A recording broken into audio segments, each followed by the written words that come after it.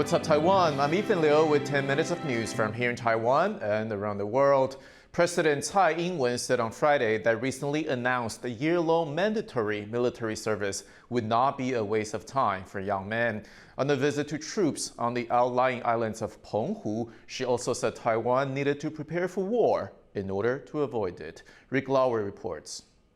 Taiwan's military have been on high alert for much of the year. Beijing's been sending military boats and planes into the area around the island nation on an almost daily basis, putting a strain on Taiwan's armed forces.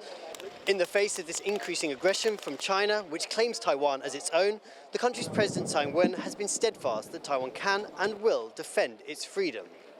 Now, as the year comes to an end, she's visiting troops on a strategic outlying island off the west coast of Taiwan, home to a major naval base. 近几年，威权主义持续扩张，影响区域的和平稳定。台湾位于民主防线的最前线，唯有备战才能够避战。我们必须不断强化自我防卫的能力，才能更有力地确保国家安全。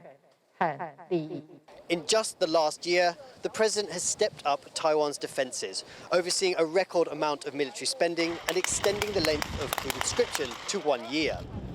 在新制下，当兵这一年绝对不是浪费一年，而是用这一年的时间在部队中学习到更能生存、更能作战、更能救人的技能，让自己更有能力守护家乡、守护 家人，我再一次的强调，和平所仰赖的就是坚实的国防。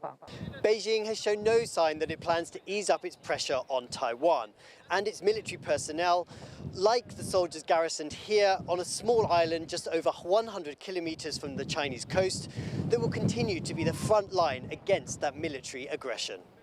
Easton Chen and Rick Gov't on Penghu Island for TaiwanPlus.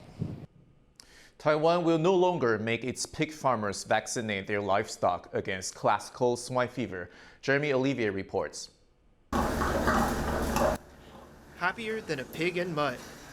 Taiwan's pig farmers have reason to rejoice.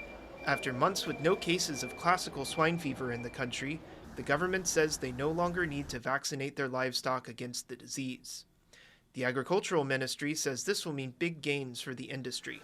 等同是可以让700亿的养猪产值，加上上中下游加起来的2000亿产值，就可以永续的经营。我想这个部分呢，更有它的一个重要性。Industry associations are grateful for the work Taiwan has done to get to this point. 因为每一项重大疾病跟疫病的清除呢，都是对我们产业它的无论是预存力或是整个竞争力提升，都有相当大的帮助。 Taiwan was shut out of the global pork market for more than 20 years after an outbreak of foot and mouth disease in the late 1990s. The country was finally declared free of the disease in 2020. Like foot and mouth, classical swine fever is not harmful to humans, but can be devastating for pig populations. Officials say they will apply for Taiwan to be recognized as free from classical swine fever after a year of no new cases. They can then begin selling their pork overseas again. 明年3月初就要去日本东京食品展，我们会愿意把这个好消息跟亚洲跟日本的朋友一起分享。It might not be such good news for the pigs set to be shipped away as meat, but it's a big boost for Taiwan's agricultural exporters. Howard Zhang and Jeremy Olivier for TaiwanPlus. Taiwan's export-oriented manufacturing sector has contracted for the first time in over 2 years. Slowing global demand for consumer electronic products has taken a toll on one of Taiwan's key industries. The Taiwan Institute of Economic Research, a leading local think tank, released its findings on Friday. It expects the trend to continue for several months as manufacturing bases in China experience ongoing economic pressures. It also said China's massive COVID outbreak will also increase supply chain risk. A proposal of issuing vouchers before the Lunar New Year was under discussion in the Legislative Yuan as Taiwan's 2022 tax revenue might exceed the planned budget by 450 billion NT dollars. The main opposition Kuomintang says the surplus should be given back to taxpayers. On Thursday, Taiwan's acting finance minister Ran Qinghua said a redistribution scheme would have to undergo legislative review, so it would be easier to issue vouchers similar to the stimulus vouchers issued during the COVID-19 pandemic.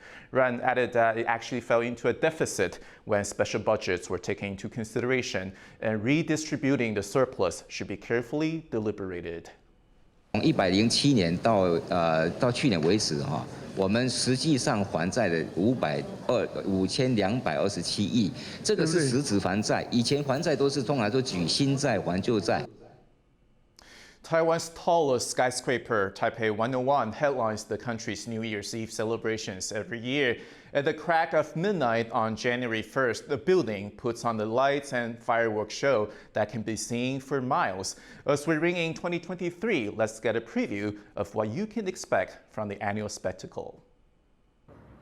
Welcome to the 58th floor of the tallest skyscraper in Taiwan, the Taipei 101. One of the highlights of New Year's Eve every year in Taiwan is the building's fireworks show. Now, this year's spectacle is being organized by a team behind some of Taiwan's biggest award ceremonies. Taipei 101 tries to up the ante every year, and we're here to preview how they're setting up the spectacle. Let's go find out what people can expect. To kick off 2023, Taipei 101 is going to set off 16,000 fireworks over the course of 5 minutes. To make that happen, firework arrays have to be manually mounted onto the building's facade.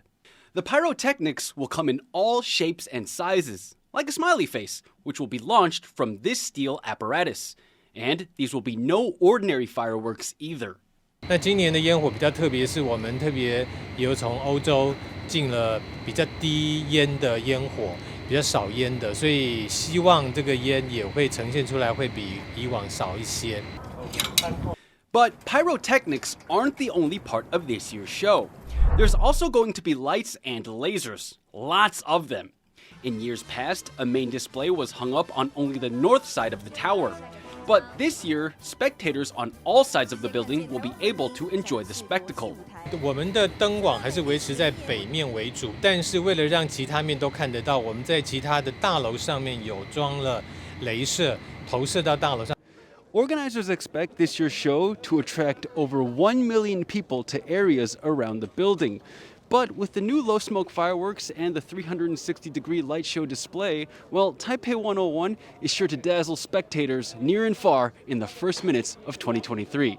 Howard Zhang and Leslie Liao for TaiwanPlus.